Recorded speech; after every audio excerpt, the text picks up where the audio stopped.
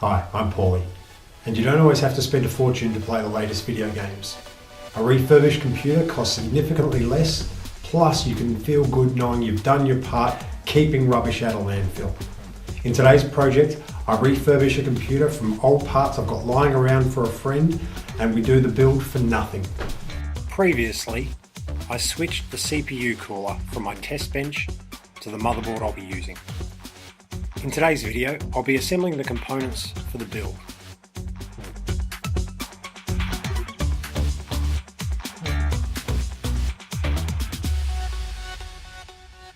I start by screwing in the motherboard, some chassis fans, and the hard drive.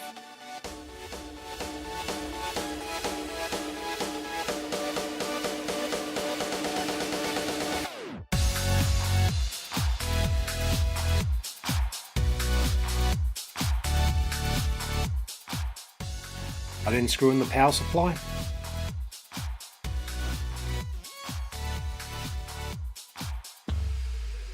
I then begin connecting all the cables, and then the graphics card.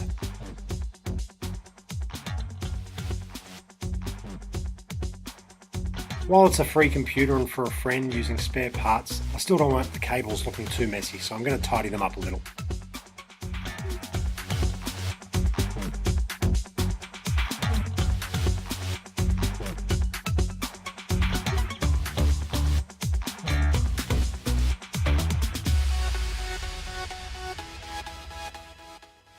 And she's ready to turn on.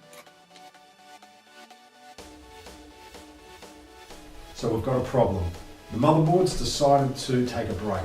I've tried switching out graphics cards, memory, and a few other bits and pieces. There's no BIOS beeps, there's no absolute indication. And to save time, we're going to use a motherboard from another computer which I've got spare lying around, and we'll try and swap over that CPU cooler for the third time before we finish up.